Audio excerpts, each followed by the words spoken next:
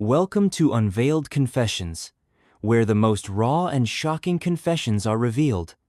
I'm pushing for 1,000 subscribers, and your support makes all the difference. Hit that subscribe button and be part of the journey. You won't want to miss what's coming next. I met Bethany on a Tuesday night when I wasn't even trying to match with anyone serious. Her profile popped up after I'd been swiping for a while. She had that kind of look that made you stop. Warm smile, messy hair, a photo in front of a gallery wall with soft lighting. Her bio said, "I don't believe in labels. Let's just exist." It sounded harmless at first, like something written by someone artsy or free-spirited. When we matched, she messaged first. She wrote like someone who'd spent a lot of time thinking about emotions, but not in a pretentious way. She said she liked deep talks but hated forced connections. I remember thinking she was different. She wasn't trying too hard to flirt or sound mysterious. She just seemed calm and honest. We started talking every night. She'd ask questions about things that no one usually cares about, like when I felt most disconnected or what I thought about silence in relationships. It felt intense, but in a good way. She told me she used to study psychology but switched to film because she liked human reactions more than theories. That line made sense at the time. After a week, we met at a little restaurant near her place. She looked exactly like her pictures, but her voice was softer than I expected. She had this calm confidence, like she was watching everything while pretending not to. During dinner, she talked about how people overcomplicate relationships with titles and expectations. She said she didn't believe in labels because they trap people. I didn't argue. She sounded convincing. We started hanging out more after that. She never wanted to call what we had anything. She said labels made people perform instead of feel. Every time I tried to ask what she wanted, she'd laugh and say, "Just honesty." She had this strange way of making deep stuff sound casual, like she'd already rehearsed her thoughts before saying them. She liked filming things. Not selfies or normal videos, but random clips of life. Her coffee steaming, people walking by, reflections on windows. She said she wanted to capture reality without context. Sometimes she'd record while we were talking and say it was for her short film projects. She always told me I wasn't in frame, so I didn't mind. One night, we were at her place watching a movie, and I noticed a camera on the shelf behind us. It had a small red light blinking. I asked if it was recording, and she said she just forgot to turn it off. I believed her. She seemed too calm to lie. After about a month, things started feeling off. She'd go silent for days, then come back acting like nothing happened. When I'd ask where she'd been, she'd say she was working on something personal. I thought maybe it was film-related. But her tone started to change. She began asking weird questions like what I thought people learned from being rejected or how I'd react if someone lied for a bigger reason. I laughed it off, thinking it was for some creative project. Then she just stopped talking altogether. No argument, no explanation. I texted a few times, but she never replied. I figured she just moved on, so I did too. About 2 weeks later, I was scrolling through TikTok when a video popped up that looked familiar. The username was hers. The caption said, "Teaching men lessons about emotional availability." I didn't think much of it at first until I saw the thumbnail. It was a blurred shot of someone sitting across from her at a table. The outline looked exactly like me. I clicked it, heart pounding. The video started with clips of conversations between her and what looked like me, blurred but recognizable by clothes and gestures. She'd layered voiceovers over the clips, explaining how she tested how men respond when boundaries blur. She said she'd been making a series about emotional detachment and the way men react to undefined relationships. My voice was faint in the background at times, my laugh, my tone. She used parts of real conversations we'd had, stuff I told her in confidence. Things about my past, my family, my old relationship. None of it was said with my permission. She framed it like I was an example in her project, like I'd volunteered to be studied. The video blew up. Thousands of comments calling it powerful. People saying how brave she was for exposing patterns. Some said I sounded manipulative even though they couldn't see me. The captions twisted everything. My words taken out of context, spliced between her monologues about emotional immaturity. I froze watching it. My hands were literally shaking because she'd blurred me just enough to protect herself but left every detail that made it obvious it was me. My jacket, my voice, the restaurant wall behind us. I scrolled through her page and found more. For other videos. Each one had pieces of our conversations turned into clips. One was titled, "How Men Hide Behind Humor When They Fear Intimacy." Another said, "Disguised Control in Passive Communication." All with the same blurred figure, me. I tried messaging her on TikTok, but she blocked me. I reported the videos, but the platform said they didn't violate community guidelines because my identity was obscured. I didn't even know what to do. Then one of my friends sent me a link saying, "Isn't this you?" The video had spread to Reddit under a thread about modern dating psychology. People were analyzing my tone, my posture, my reactions. Strangers debating whether I deserved to be taught a lesson. I didn't even know half of them, yet they were dissecting moments from my private life like it was entertainment. I tried to contact her through Instagram, but her account was gone. All her posts wiped. The only trace left was those videos reposted over and over by people calling it art. A few days later, another account posted a clip from what looked like a newer video. Same blurred figure, same voice. The caption said, "Part 6 coming soon, closure." My heart sank. That meant she still had recordings she hadn't released yet. I didn't know how to stop it. I even went back to the cafe where one of the videos was filmed to talk to the owner, hoping maybe they could confirm I hadn't agreed to filming, but they said she told them it was a short documentary project about modern communication. She'd even shown them an email thread from a production mentor. Everything looked legitimate. I started deleting my own social media after that. I didn't want people finding me or connecting the dots. But it didn't matter. Once it's out there, it's out there. Sometimes I still get tagged in reposts by random accounts.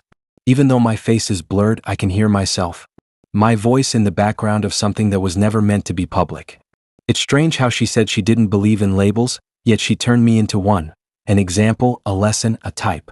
I don't think she ever cared about me. I think she just needed content.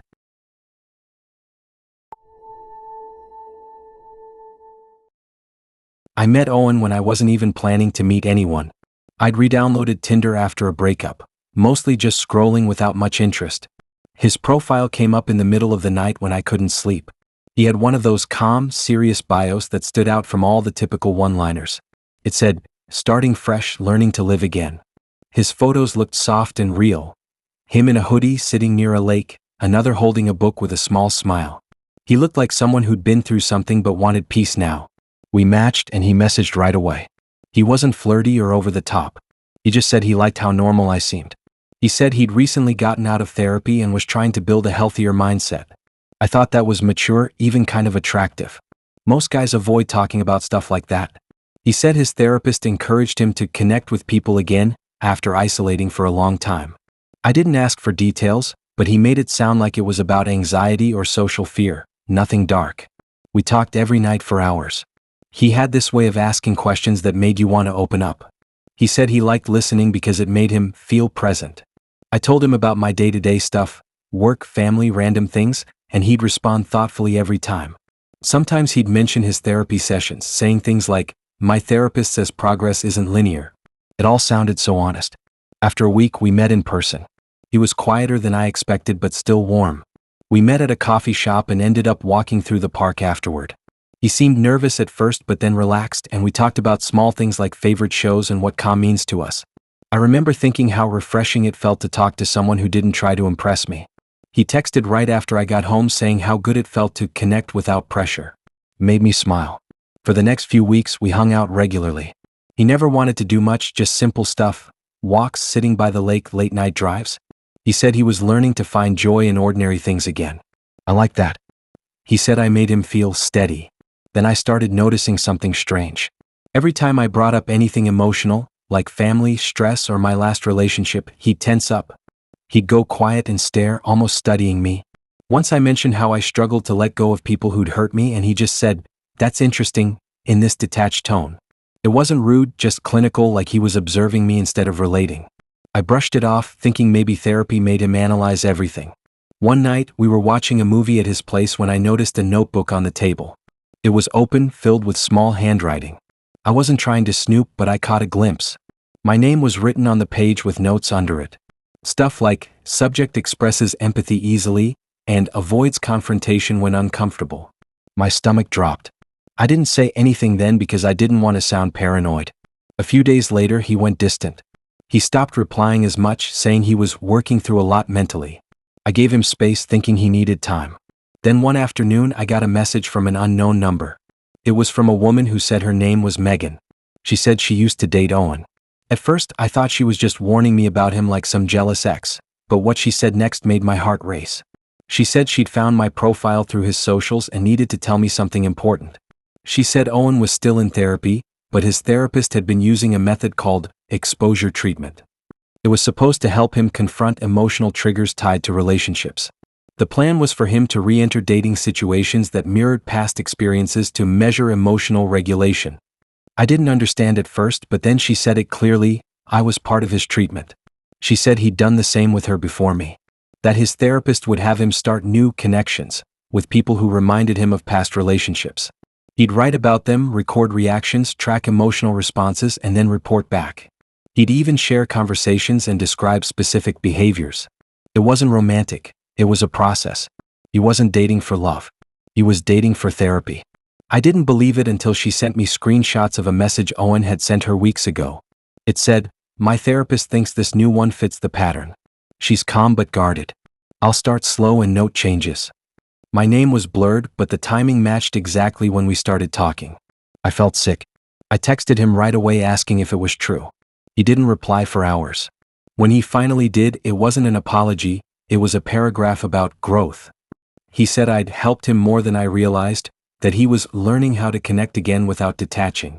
He said he was grateful but couldn't continue the exercise. Exercise. That's what he called it. I told him how messed up that was, how he'd used me without telling me, but he just said it wasn't personal, that it was about healing patterns. Then he blocked me. A week later, I got another message from Megan saying she'd confronted his therapist. Apparently, Owen had exaggerated parts of his treatment. The therapist didn't even know he was using real people's names or building fake emotional connections outside of controlled environments. He twisted the whole idea. Megan said the therapist had cut him off after that, but no one could stop him from doing it again. I deleted Tinder after that, but about a month later, one of my friends sent me a screenshot of Owen's new profile. It had the same bio he'd used when I met him, starting fresh, learning to live again. My friend said she'd matched with him and that he'd been asking her deep personal questions already. Sometimes I wonder if he's still doing it. If he's still using dating apps as part of some self-made therapy plan. Maybe he believes every connection is a study. Maybe that's what he tells himself to make it easier. Every time I think about it, I remember that notebook with my name on the page. The way he'd sit quietly while I talked, like he was recording every reaction. It makes me wonder if the real therapy was ever for him, or if it was all about controlling how people respond to him.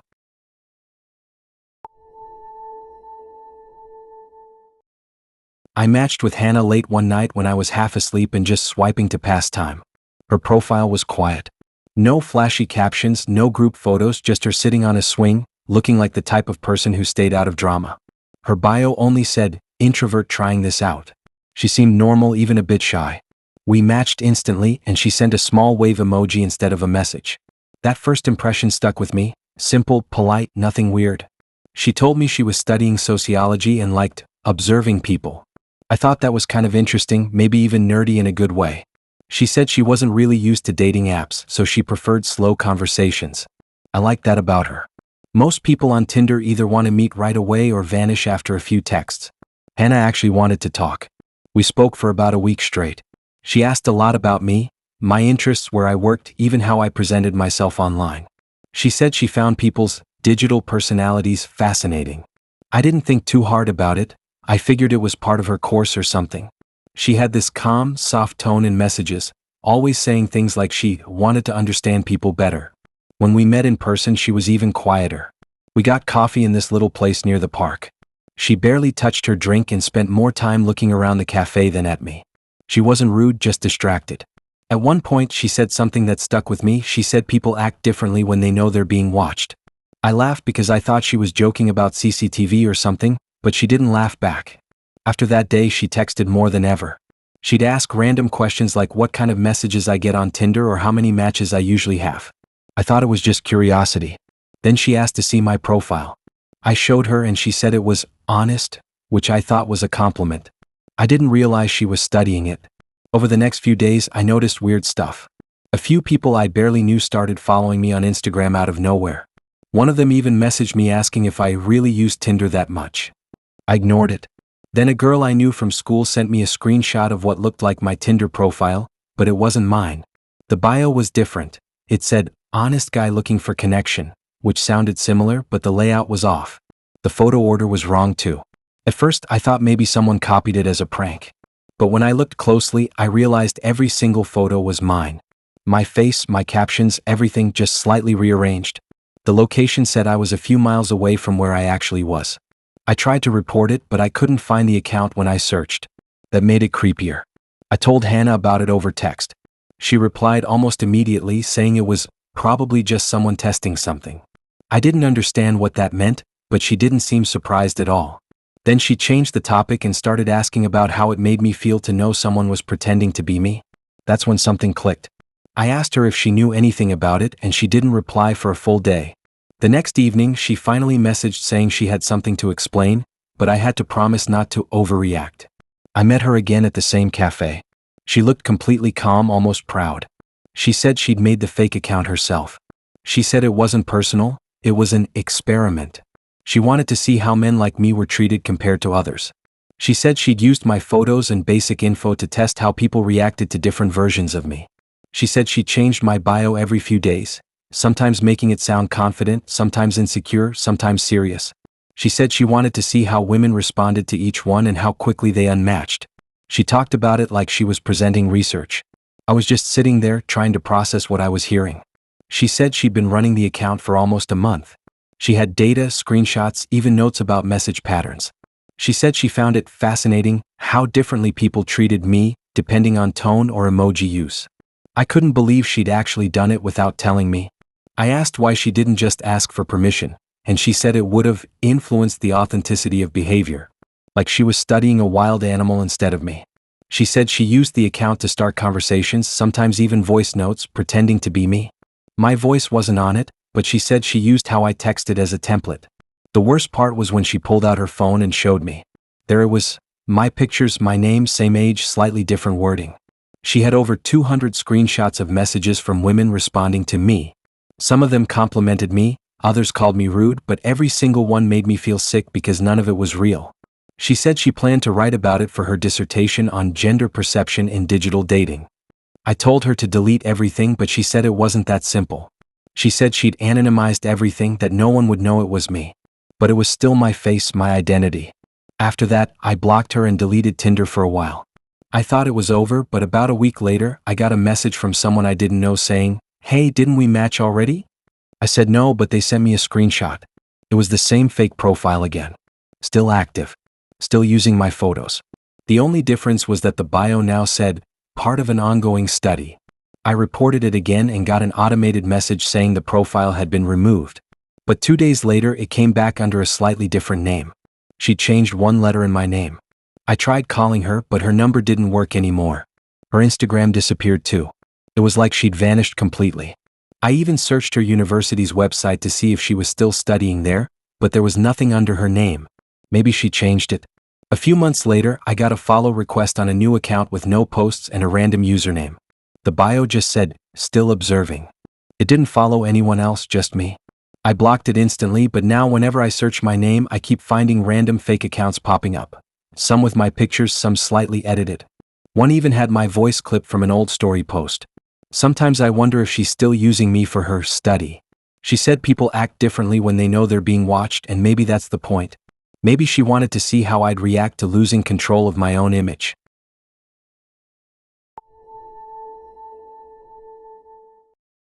I matched with Luke on a random Thursday when I was scrolling in bed, not really looking for anyone. His profile stood out because he didn't have any flashy photos. No travel pictures, no gym selfies, nothing showing off. Just a few shots of him in plain clothes, sitting on a park bench, and one with a mug of tea that had a caption about simplicity being the purest form of happiness. His bio said something about living a minimalist life and how materialism ruins genuine connection. It sounded peaceful, almost wise, and after seeing too many people bragging about cars and watches, it felt different. When we started talking, he wasn't like the typical Tinder guys. He didn't ask for selfies or talk about looks. He wanted to know about my routines, what made me calm, what I'd keep if I had to throw everything else away. It was intense, but in a weirdly thoughtful way. He said he was into living light and only owned things that added meaning to his life. I remember thinking that was kind of refreshing. He said he didn't care about money or possessions, that he just wanted real connection. Our first date was in this quiet park where he brought a flask of tea and 2 old cups.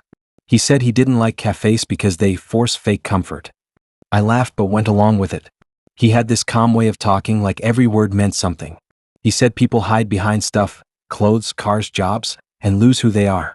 I didn't totally agree, but I liked how sure he was about it. After that day, we started seeing each other more often. He never invited me to his place though. He said he was between spaces, because he was moving out of his old flat to live more freely. When I asked where he stayed, he said he was house sitting for a friend, or staying minimalist, wherever he could. It sounded vague, but he always had a calm explanation for everything. He'd talk a lot about detachment, how people get too attached to stuff and let it control them. He'd ask me things like how often I bought new clothes or why I needed a car when there was public transport. It didn't feel like judgment at first, more like deep talk. But slowly it started feeling like a test. He'd make comments about how I was still dependent on comfort. Like if I ordered takeaway, he'd say, "You don't need that to be happy." Or if I talked about my job, he'd say, "Money is a trap." He'd make it sound spiritual, but it always made me feel small. One weekend, he said he wanted to show me his version of freedom. We met near the station, and he walked me down to this converted van parked near some trees. He said this was where he wanted to start living full-time soon. It was small, just a bed, a few books, and a gas stove. He said he loved how it felt to own nothing. I smiled, but inside I felt uncomfortable. The idea of living out of a van wasn't my dream, but I didn't say that. He started visiting my place more after that. He'd always look around and comment on what I didn't need. He once said my apartment felt like a cage disguised as safety. He'd walk around and pick up things asking why I owned them. A candle, a rug, even my TV remote. He said every object had a hold on me. He'd say I needed to let go of attachments if I ever wanted real peace. Then one night, while we were sitting in my living room, he asked if I trusted him. I said yes, and he started talking about taking the next step. He said if we were really going to grow together, I had to prove I wasn't tied to the material world. I laughed at first, but he looked serious. He said he wanted me to sell my car. He said it represented dependency on status. I told him my car was how I got to work, but he said that was just fear disguised as logic. He said if I really wanted to live differently, I should sell it and move in with him to start clean. That's when I realized he didn't actually have a place. He said we could live nomadically for a while, maybe rent something small later, but he didn't believe in owning property. I told him it wasn't realistic, but he just smiled and said realism was another word for fear. I started to feel weird about the whole thing. It wasn't just his lifestyle anymore, it felt like he wanted control. Every conversation became about how I wasn't ready to let go. He'd make me feel guilty for wanting normal things like privacy, space, or a stable home. When I tried to pull away a little, he'd show up unexpectedly saying he was checking in on my progress. He'd ask if I'd listed my car yet or started decluttering. He even sent me links to minimalist YouTubers talking about leaving behind modern life. He said he'd already told his community that I might be joining soon. I didn't even know what that meant. One night, he showed up outside my building holding a small duffel bag. He said he'd given up his last shelter and was ready to live fully free. He told me he'd planned for us to start together that night, that I should pack a bag and leave everything else behind. He said it like it was the most natural thing in the world. I told him I wasn't ready and he went quiet. Then he said, "You're not who I thought you were." He left without another word. For a few weeks after that, I didn't hear from him. Then one day, I got a message from a random account on Instagram. It was a photo of my car parked outside my building with the caption, "Still holding on." It didn't have his name, but I knew it was him. I blocked the account immediately, but another one appeared a few days later, posting a photo of a different car with the words, "The weak cling to wheels." I looked up his name online, but his profile was gone. No trace of him on Tinder either. A month later, a girl messaged me saying she found my number through an old group chat he'd made. She said she'd met Luke too and that he'd asked her the same thing. Sell her stuff, move in, start a pure life. She said she actually did it for a while before realizing he had no real plan. He'd couch hop between people who followed him, making them believe they were part of something spiritual. Sometimes I still get random messages from new accounts quoting his phrases. Stuff like, "Freedom starts when you stop owning." I don't reply anymore. I still drive my car every day, but I can't help looking around before I park. I matched with Daniel on a random Sunday night when I couldn't sleep. His profile looked simple but genuine. He had pictures of him hiking, one at a dog park, and another of him holding a coffee cup with a caption that said, "Looking for something real." That line hooked me. Most people on Tinder sound fake or just there to mess around, but he seemed like the kind of guy who actually wanted to build something. He messaged me first. His texts were funny, casual, and never over the top. He didn't come off as pushy. He said he'd recently started a new job in media and was settling into the city. We started talking every day. He had this way of making every conversation feel like it mattered. He'd ask about my opinions on small things, like favorite smells or what songs I'd play if I was driving alone at night. He listened to everything I said and remembered the tiniest details. It felt nice. When you're used to short, dry messages from randoms, someone like that feels different. After a week, we planned to meet. We chose a cafe near his flat because he said it had quiet corners and good lighting for photos, which sounded random but whatever. He got there before me.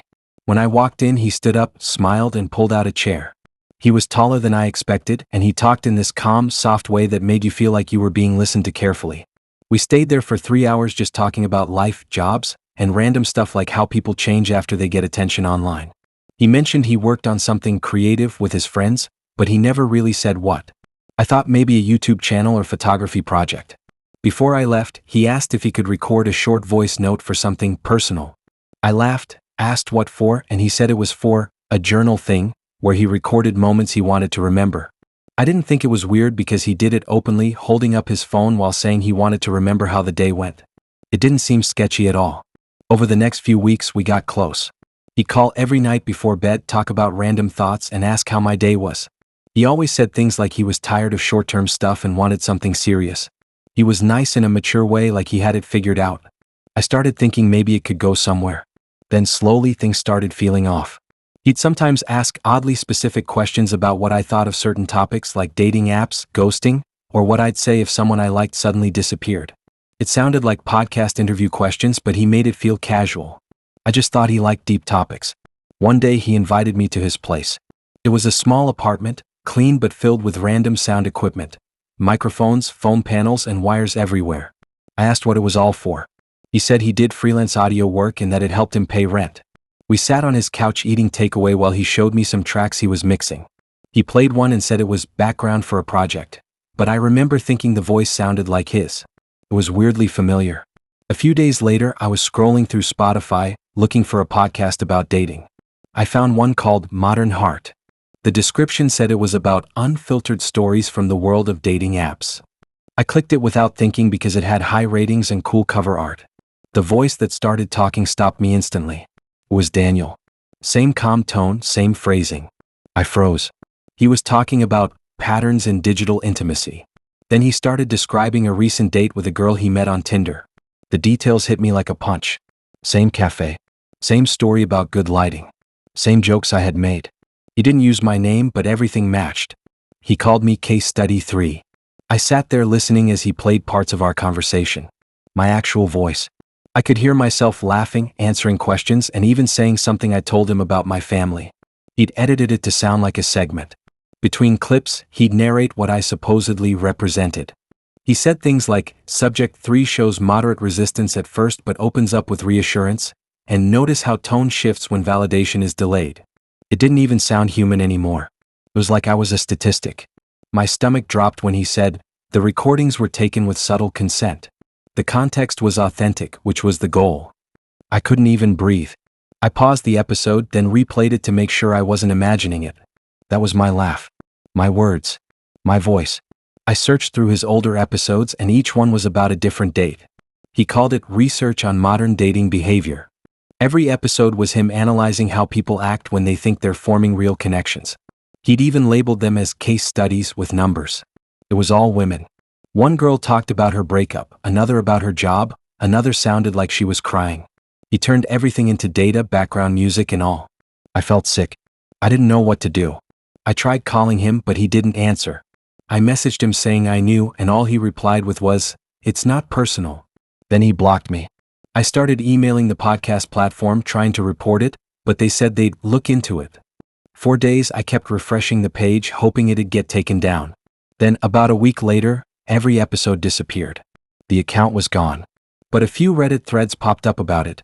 People asking what happened to Modern Heart and sharing saved clips.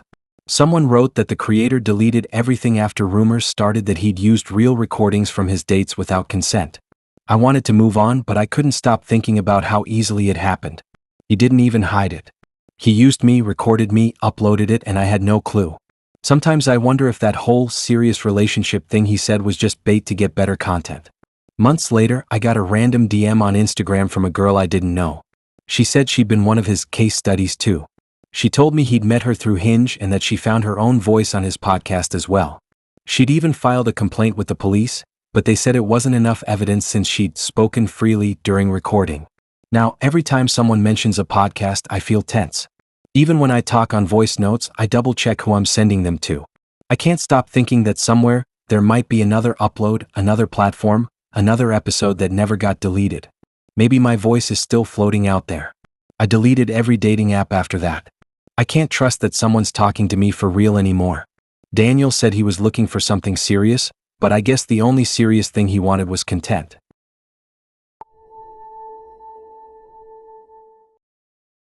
I matched with Laura on a random Tuesday night. She looked normal, nothing that stood out too much. Brown hair, glasses, a calm smile, a photo at a coffee shop, another at a festival. Her bio said something about being into psychology podcasts and cooking. I wasn't looking for anything serious at that time, just someone cool to talk to. She messaged first, which threw me off.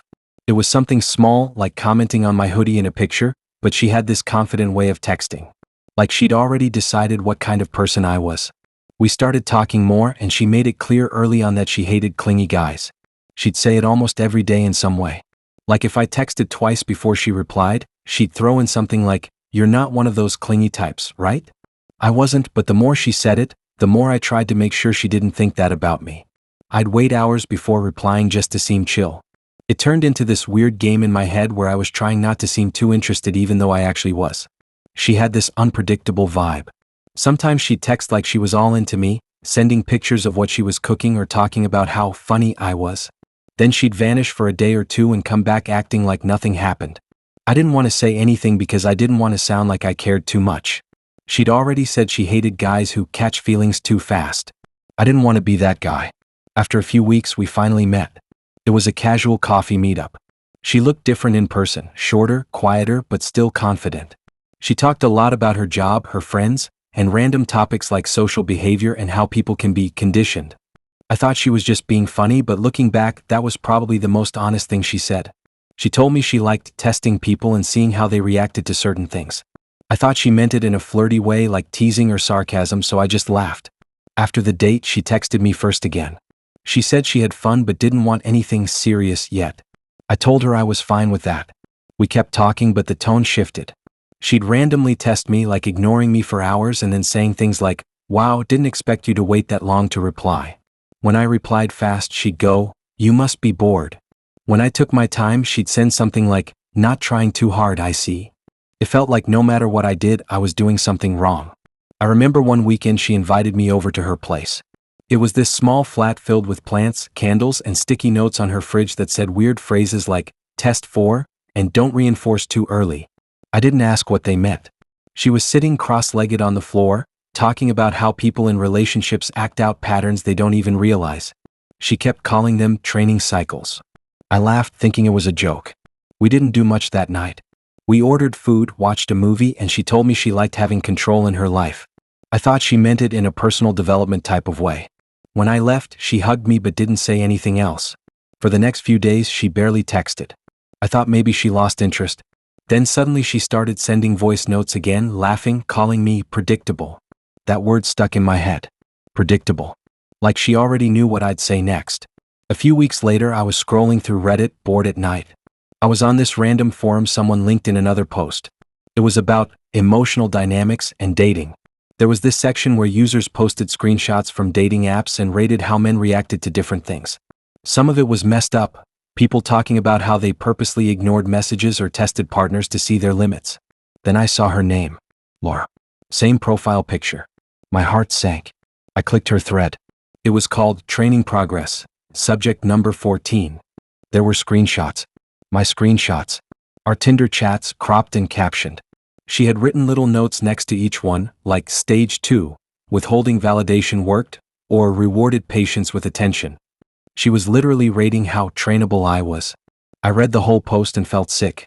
She described how she conditioned me to respond slower by pairing attention with unpredictability. It wasn't even subtle. She wrote things like, "Men like him crave approval when they feel they're earning it." There were comments too. Other people were replying like it was a study. They were asking her questions about how she got me to adapt to her texting habits. She replied casually, calling me the hoodie guy, saying I was average in awareness but high in compliance. I just sat there staring at my own messages being broken down like a behavior chart. I scrolled through her other posts and realized I wasn't the only one. She had threads labeled with different numbers. Subject number 9, subject number 11, subject number 16. Each one had screenshots from other guys, Tinder convos, notes, even voice message transcripts. She was basically running her own online experiment, and people were cheering her on. I tried messaging her that night. She didn't reply. The next morning, her profile was deleted. Her Reddit gone, her Tinder gone, her number stopped working. It was like she wiped herself from the internet. For a while, I thought about reporting her, but how do you even explain something like that? This girl conditioned me emotionally for a social experiment. It sounded crazy. A few months later, I got curious again and searched her name online. I found a Twitter account under the same username she used on Reddit. It was private, but the bio said, "Behavioral training isn't cruel if they volunteer." That line stuck in my head for days. I deleted Tinder not long after that. Every time someone messaged me, I kept wondering if they were studying me too. It's weird how easily you can end up being someone else's project without even realizing it. I still think about those sticky notes on her fridge sometimes, the ones that said, "Test 4, and don't reinforce too early." I think one of them might have been about me.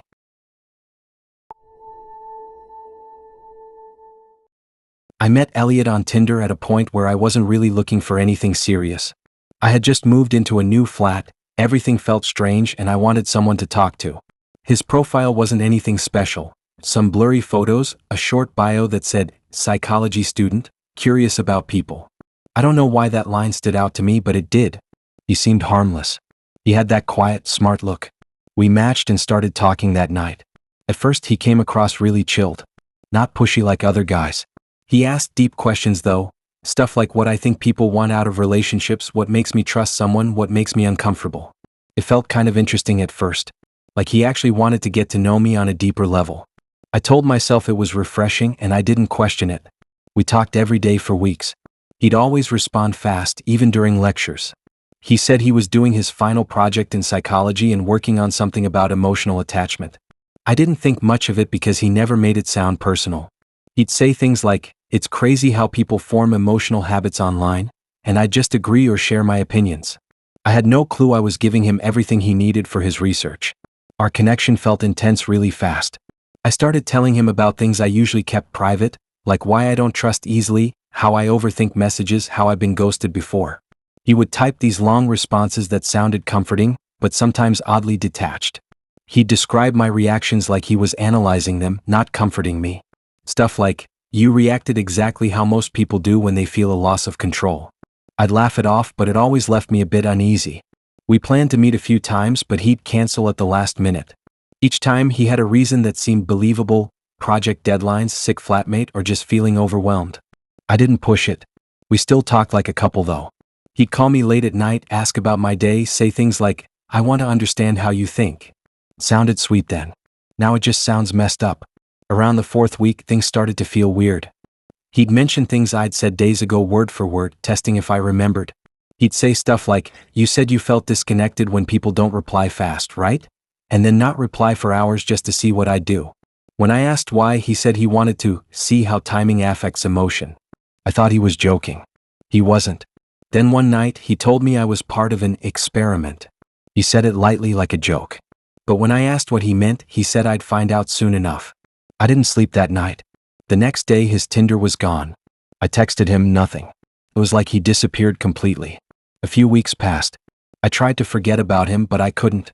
I still had screenshots of our messages because some of them had felt meaningful. Then one night, I was scrolling through Twitter and saw a post shared by someone from a university in my city.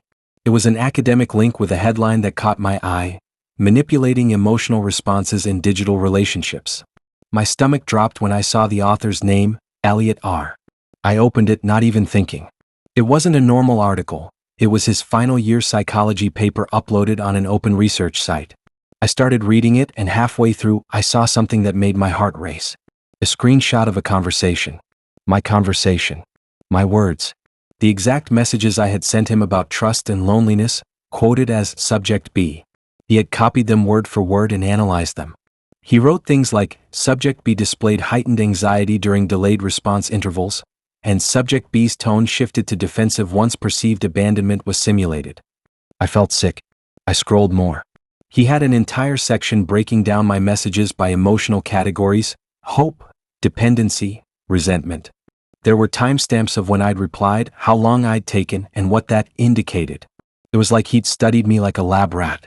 There was even a paragraph about how he intentionally withheld responses to observe frustration thresholds. That's why he ghosted me. It wasn't random. It was deliberate. I couldn't believe it. My private conversations were sitting in a public research archive under a fake name, but anyone who knew me could recognize my writing. The quotes were too personal. He'd stripped me of context and turned my emotions into data. I started shaking, scrolling faster, trying to find something, anything, to prove I wasn't losing my mind. At the end of his paper, there was an acknowledgments section. He thanked the participants who unknowingly contributed to this research through organic digital communication. That sentence destroyed me. I was one of them. I tried emailing the university to report him, but since the project had already been submitted and published under academic supervision, they said it was being reviewed internally. I never heard back after that. I even tried finding his social media, but it was wiped. No Instagram, no LinkedIn, nothing.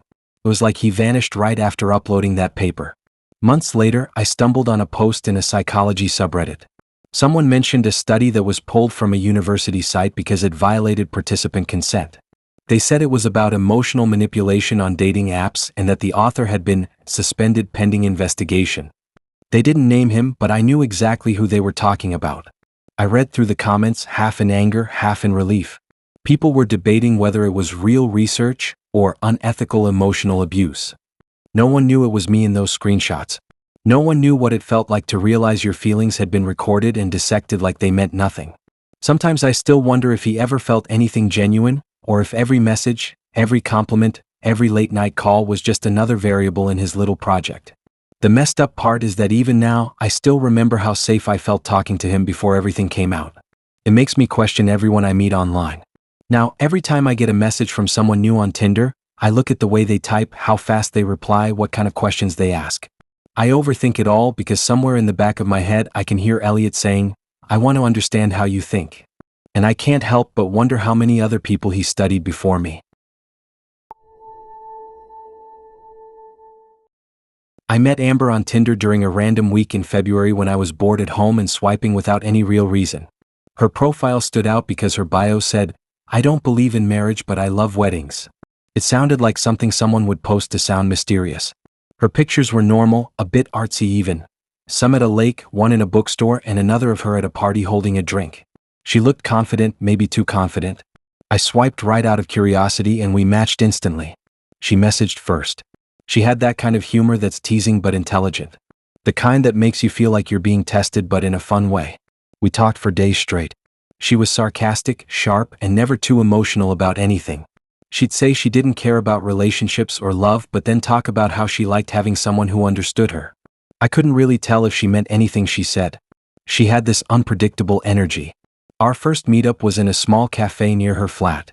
She was exactly how she texted, calm, unreadable, but weirdly charming. She talked a lot about philosophy, people, and what she called modern illusions. She said things like people only get married to validate themselves.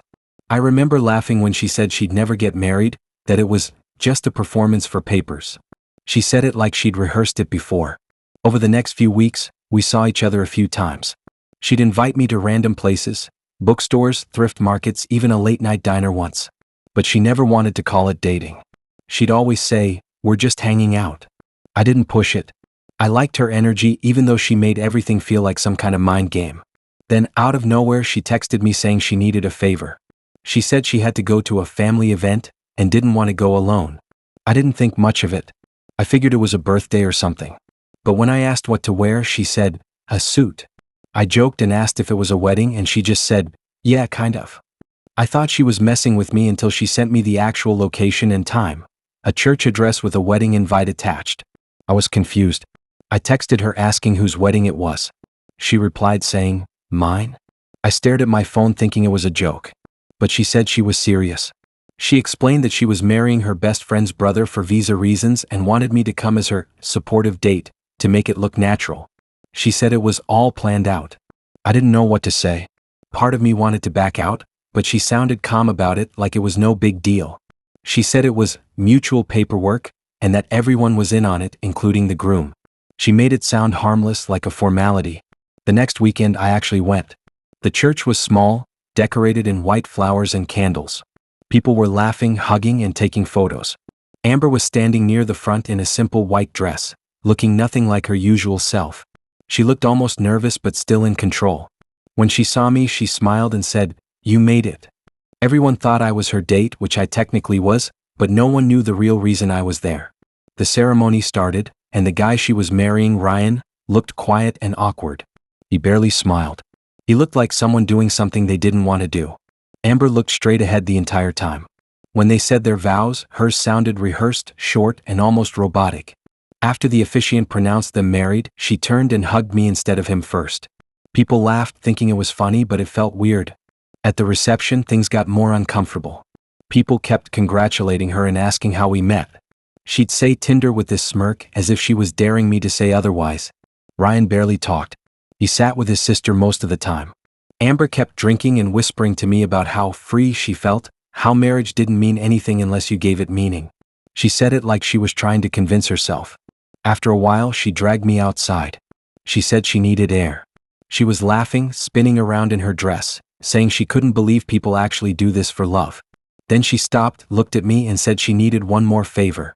She wanted me to post a picture of us together that night with a caption like, "So proud of her." She said it would strengthen the story. I asked what she meant, and she said immigration checks her social media sometimes, so it had to look real. That's when it hit me how serious this was. She wasn't joking or being dramatic. This was all staged. I didn't post the photo, but she didn't seem to care. She said, "Fine, I'll do it myself."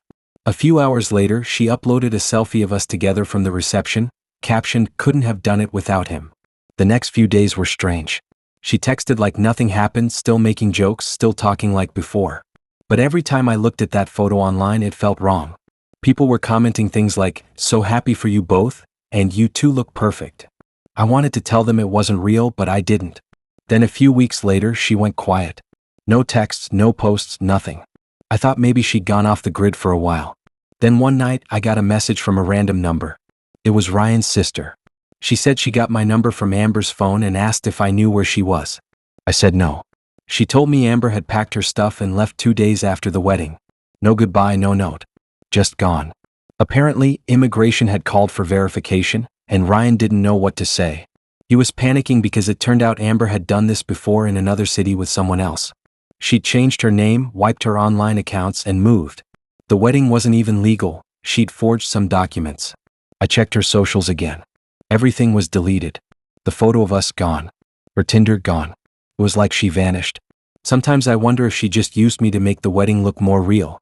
Maybe that's why she invited me, to play the part of a normal boyfriend so no one would suspect anything.